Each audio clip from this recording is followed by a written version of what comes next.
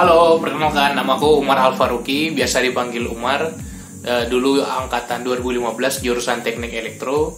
Halo, kenalin aku Reza Aditya dari Teknik Elektro angkatan 2016. Kenalin, nama aku Diandra Nindya, biasa dipanggil Ayu, jurusannya Elektro angkatan 2016. Perkenalkan, aku Aditya Femriananda atau teman-teman bisa manggil aku Adit dari Teknik Elektro ITB angkatan 2016.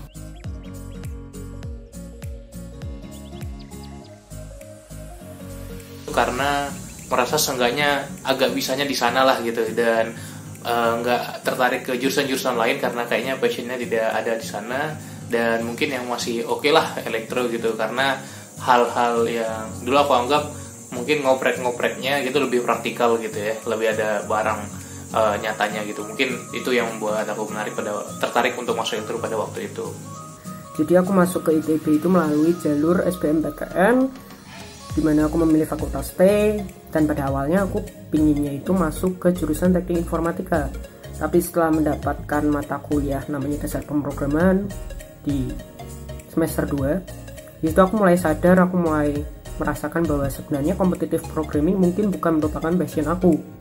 Jadi aku mulai pindah haluan dan aku berpindah ke jurusan teknik elektro, dimana jurusan itu juga ada programmingnya, tapi di situ tetap erat kaitannya dengan banyak pelajaran matematika dan ilmu pengetahuan alam, mulai dari matematika itu sendiri, fisika, kimia, dan mekanika gerak dan sebagainya. Pasti banyak dari kalian yang kayak pas udah masuk matkul Daspro atau Park, pasti kalian kayak nggak suka gitu kan sama salah satunya. Nah, kebetulan tuh gue nggak sukanya matkul Daspro. Di situ gue kayak nggak bisa ngoding gitu rasanya. Nah, akhirnya gue mutusin buat masuk rumpun jurusannya HML lah, yang kayak menurut gue nggak ada ngoding-ngodingnya. Kan pilihannya ada EL, EP, sama EL, EP, ET ya, masih ada ET tuh, sama EB. Nah, tapi kenapa akhirnya gue lebih milih EL, karena waktu itu gue nggak dibolehin masuk EP sama orang tua gue, karena yang katanya kayak praktikumnya harus tanda tangan something kalau misalnya kejadian sesuatu lah. Terus kalau misalnya EB, jujur gue nggak suka nggak suka biologi. Terus akhirnya gue lebih milih EL. Kenapa nggak milih ET? Karena gue ngerasa ET kayaknya lebih susah daripada EL sih, makanya gue milih EL. Jadi ada 3 top jurusan yang coba aku pertimbangkan. Itu masih yang pertama biomedis dan elektro dan juga power.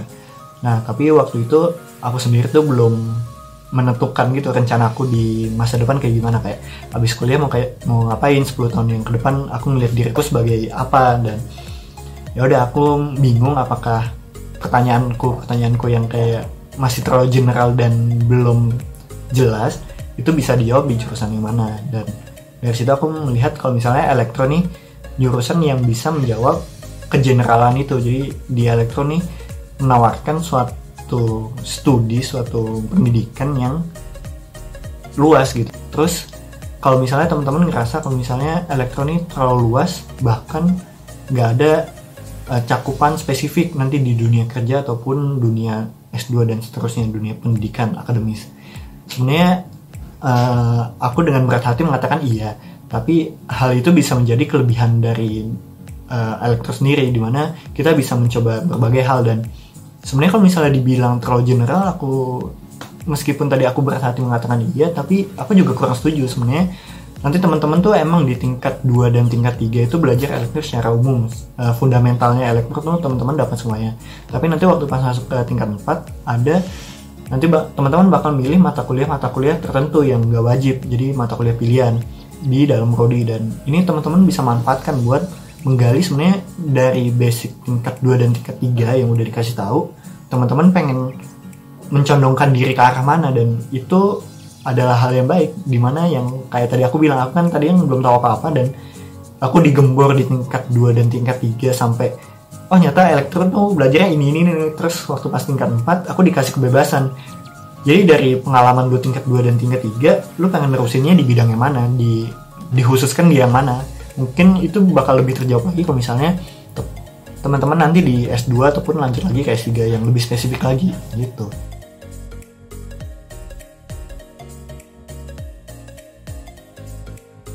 magang ya, tapi itu sempat di PT Tech Lab Indo, itu mengerjakan sebuah platform marketplace gitu. Di situ aku ngehandle bagian bisnis proses lah ya, bisnis development gitu kasarannya. Jadi merancang alurnya gitu. Memang baru mulai ya, baru development awal.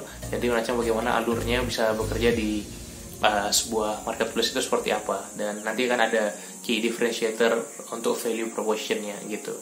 Kemudian selama berkuliah juga sering ngajar. Jadi aku part time memang dari tingkat 1 dari TPB sampai bahkan sekarang juga ngajar-ngajar kayak TPB juga ada ngajar, tapi banyak ngajar sekolah, SMP, SMA, kurikulum internasional gitu. Jadi memang concern di pendidikan dan pengajaran gitu. Hobiku emang ngajar.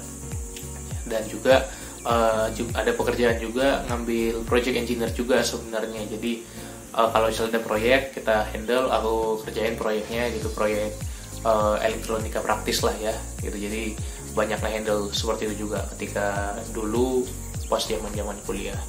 Kalau sekarang aku sedang S2 juga, fast track di elektro, dan kalau yang ingin digeluti sih sebenarnya lebih ke bidang pendidikan dan pengajaran tadi gitu, sama bidang people development dan human resource gitu. Jadi banyak concern di bagian sana dan belajar di bagian sana juga ya, karena ingin misinya ke sana dari aku sendiri. Tahun lalu, bulan Juni 2019, aku berkesempatan untuk melakukan kerja praktek di PCI cabang Bandung PRI Tower lantai 7. Di situ aku bekerja di bidang firmware engineer namanya. Jadi firmware engineer ini adalah bagian yang melakukan programming untuk mikroprosesor. Jadi hampir semua benda-benda elektronik yang kita tahu, mulai dari AC, mesin cuci, printer, apapun itu mempunyai mikroprosesor sebagai otaknya, sebagai pemprosesnya. Nah, di situ firmware engineer bekerja untuk melakukan coding, memprogram otak itu agar bisa bekerja sebagaimana mestinya. Terus gue juga pernah KP di Siemens nih. Waktu Siemens tuh baru pas gue tingkat 3, itu tuh gue kebagiannya tuh jadi SCADA engineer. Jadi kalau misalnya kalian udah masuk elektro kan juga kebagian matkul EP yang dikit-dikit gitu. Nah, ada satu matkul namanya STE gitu kan. Nah, ini sistem tenaga elektrik nih, ini belajar mengenai ke-EP-an dikit gitu. Situ nanti kalian bakal tahu ada bagian yang namanya SCADA. SCADA tuh jadi tuh lebih ke apa ya, kayak ngatur, misalnya kalian kayak ada gardu induk gitu. Nah, nanti gardu induknya tuh diatur pakai apa sih, kayak semacam software gitu. Nah, nanti kalian bisa kayak buka switch on off gardu induk itu pakai SCADA. Nah, itu kerjaan gue tuh waktu itu ngerjain yang kayak gitu-gitu. Pas tingkat 3 kan tingkat 4 yang waktu pas periode KP, aku tuh kemarin magang di Schneider Electric. Terus waktu pas di Schneider, aku magangnya di posisi data center, DCIM, data center infrastruktur manajemen, dimana itu tuh itu bagiannya. Sedangkan untuk tim gedenya itu aku di DCRAC, Data Center Regional Application Center, yang mengurusi data centernya yang dikelola oleh Schneider se-Indonesia. Di ini aku lebih magangnya itu lebih ke infrastruktur data centernya, beda sama teman-teman dari informatika mungkin yang lebih ngurusin tentang web base-nya, cloud-nya, dan yang berbau programming lainnya. Jadi aku lebih ngurus ke infrastruktur hardware ya, kayak misalnya di sebuah data center tuh perlu ada apa aja sih ya? Yang pasti kan ada rack server data centernya, terus nanti harus ada coolingnya, harus ada UPS-nya, ada lain-lainnya, dan aku kemarin belajar itu. Di waktu pas kemarin tuh aku merasa kalau misalnya ilmu-ilmu yang kemarin aku pelajarin di kelas, di kuliah, sama yang di praktikum tuh sekarang tuh di industri tuh kepakainya kayak gini. Jadi ya nggak nyesel juga sih sebenarnya, itu pengalaman yang seru.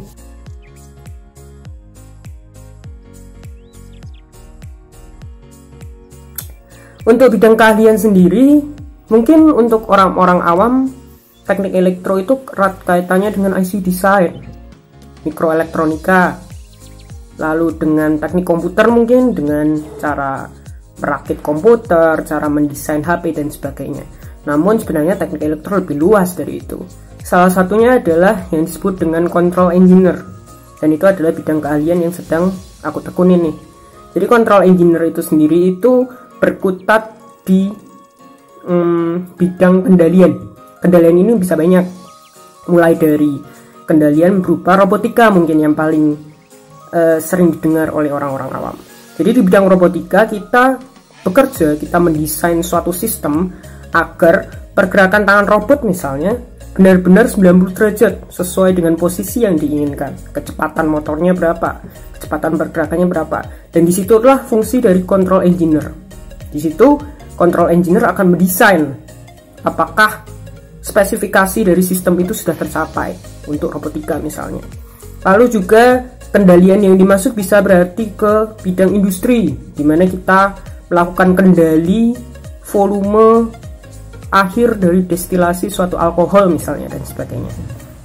Jadi sebenarnya kalau di elektro ini beda sedikit sama jurusan yang pada umumnya di ITB yang berdasarkan ada kelompok keahlian atau KK. Jadi di elektro ini emang ada KK-KK-nya, jadi kayak ada KK elektronika, KK sistem kendali dan kawan-kawannya yang lain. Tapi untuk mahasiswa sendiri tuh tidak dijuruskan ke KK tersebut. Jadi kami tuh waktu pas pemilihan TA itu, topik TA itu, jadi dosen-dosen ngasih beberapa topik pilihan yang dimana satu topik tuh bisa mencakup beberapa KK sekaligus. Tapi kalau misalnya ditanya tentang aku sendiri di elektro tuh lebih cenderung suka ke arah elektronika dan juga sinyal processing. Tapi elektronikanya nggak begitu sih, aku lebih condong ke sinyal processing kalau sekarang.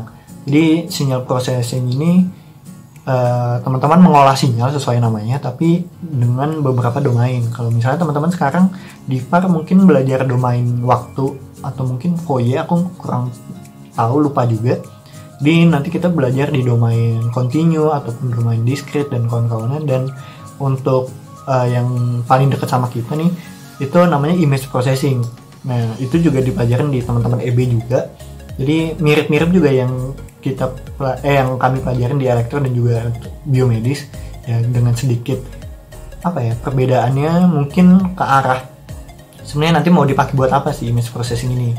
Nah kalau misalnya di elektro aku sendiri lebih suka ini karena ini hal yang menarik gitu sih, aku lebih suka ngoprek tahan lamanya di sini dibanding di kakak yang lainnya, kayak misalnya di mikroprosesor. Wah itu aku nggak suka banget. Terus ada yang kakak kendali juga, ada kakak komputer dan kawan-kawannya. Dan aku sendiri lebih mencondongkan buat aku lebih suka ke sinyal processing dibandingkan kelompok keahlian yang lain yang ada di elektro kayak gitu.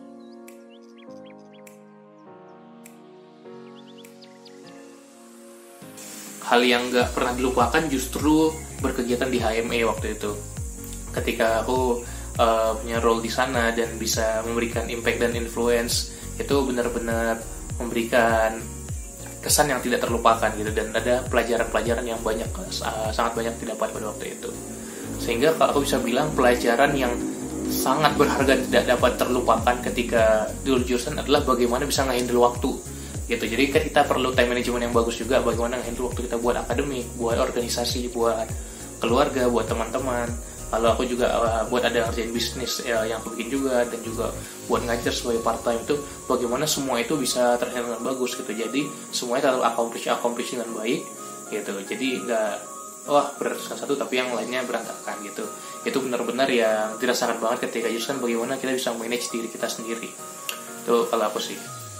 Pertama sih menurut gue organisasi sih, kayak gue seneng banget berkegiatan di HME, soalnya kayak pertama gue suka sekrenya HME, terus kedua nggak tahu kenapa gue kayak nyaman aja sama anak-anak HME, kayak orang-orangnya kayak asik-asik gitu. Terus kebetulan dulu gue juga pernah jadi Menko, kalau misalnya kalian tahu Menko sosial masyarakat gitu. Di sini nih di elektro kan yang tadi gue bilang kayak ternyata ada kayak matkul ngoding dikit-dikit. Nah di situ jadi kan kalian kalau misalnya di elektro nanti dapat banyak matkul hitung-hitungan tuh banyak banget, sama ada matkul ngoding lah dikit-dikit. Nah ternyata setelah gue telusuri lebih jauh, gue pikir kan gue sukanya kayak ngitung-ngitung gitu kan, ternyata enggak. Ternyata gue tuh masih lebih mending kayak mikir yang logik gitu. Jadi kayak somehow nih kayak gue lebih suka kalau misalnya kalian tahu nanti kalian dapat matkul sistem digital, terus kayak kalian dapat matkul sistem mikroprosesor, terus gue juga ngambil matkul apa sih yang sekarang matkul pilihan itu namanya dasar sistem kendali cerdas. Itu di situ kayak belajar machine learning gitu-gitu sih. Itu somehow gue sekarang malah lebih suka ke arah sana.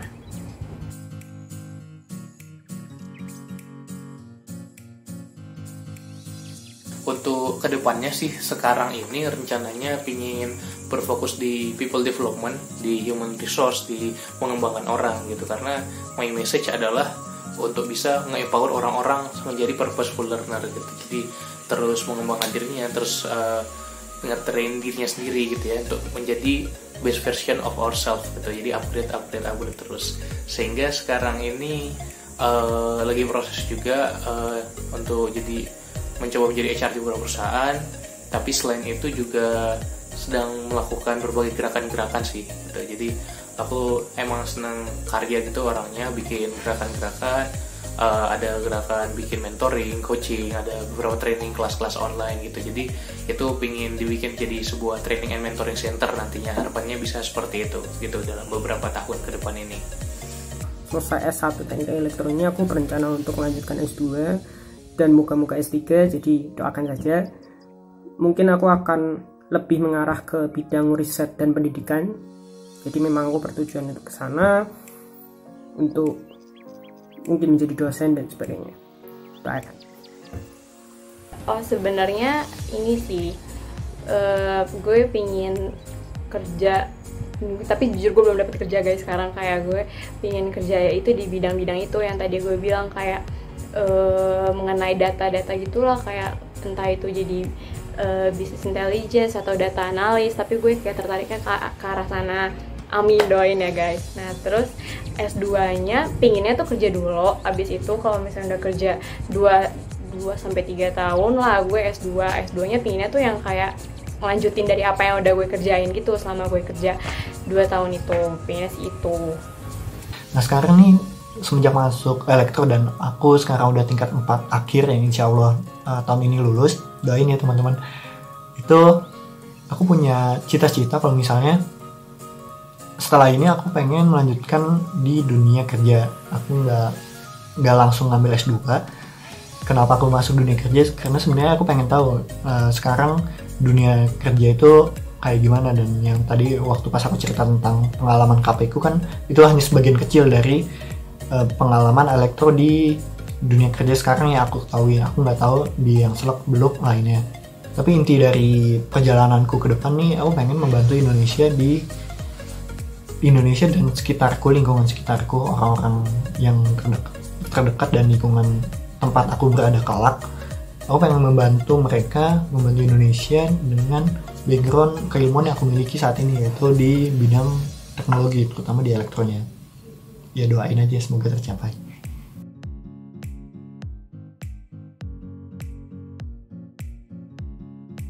Aku selalu bilang kalau lu masuk elektro lu harus kuat di 3 hal seenggaknya: matematika, fisika, sama mental gitu. Karena emang susah, percaya sama gue, lu harus jenius, nggak cuma rajin doang bisa kalau misalnya lu mau menguasai ini gitu. Dan ketika lu masuk elektro, lapangan pekerjaannya nggak banyak coy, mending lu masuk jurusan lain tuh lebih jelas karirnya gitu. Mungkin kurang bermanfaat bagian terakhirnya, tapi ini pandangan gue sebagai melihat bagaimana aku menjalani perkuliahan, dan juga ketika sudah menjadi alumni, wah ternyata lapangan pekerjaan dan dunia kerja itu seperti ini gitu. Jadi lebih ke tingkatin skill, bukan hanya knowledge gitu sih. Sebisa mungkin sekarang ini kalian kalau bisa cari supporting system kalian. Supporting system di sini tuh nggak harus yang kayak pacar atau segalanya, itu boleh. Tapi di sini yang gue maksud adalah teman-teman yang kayak bisa saling support kalian gitu loh. Karena menurut gue jurusan tuh agak beda sama TPB. Jadi tuh jurusan tuh biasanya kan orang-orang bilangnya lebih individualistis. Tapi kalau misalnya kalian bisa dapet teman yang support kalian banget, itu malah bagus banget. Jadi bakal ngebantu kalian misalnya kayak kalian kesusahan dalam ngerjain apa, atau kalian lagi nggak bisa, jadi kalian bakal di backup satu sama lain. Terus kalau misalnya kalian lagi demo jadinya ada yang nyemangatin kalian. Jadi menurut gue itu penting banget sih di jurusan buat kalian punya supporting system yang tepat. Terus harapannya gue tahu STAY itu fakultas yang menurut gue agak hektik. Kayaknya mau ke jurusan manapun STAY itu bakalan hektik sih. Jadi menurut gue jalanin aja, jangan nyerah. Jadi kayak jangan ngerasa nyesel gue masuk STAY, tapi kayak jalanin aja, toh kalian di jalan yang benar karena teknologi ini sekarang lagi banyak dibutuhin. Jadi insya Allah kalau misalnya gue bilang kalian punya supporting system itu, kalian bisa survive di sini, bisa banget sih malah. Semoga teman-teman menikmati perjalanannya sepanjang ini, perjalanan 3 tahun ke depan, dan juga teman-teman semoga mendapatkan dan dipilihkan jurusan yang terbaik buat teman-teman. Terbaik itu menurut dari hati nurani teman-teman, terbaik menurut orang tua, orang-orang teman-teman yang teman-teman sayangin, terbaik buat bangsa, Tuhan, alma mater, dan juga agama teman-teman. Sekian, terima kasih.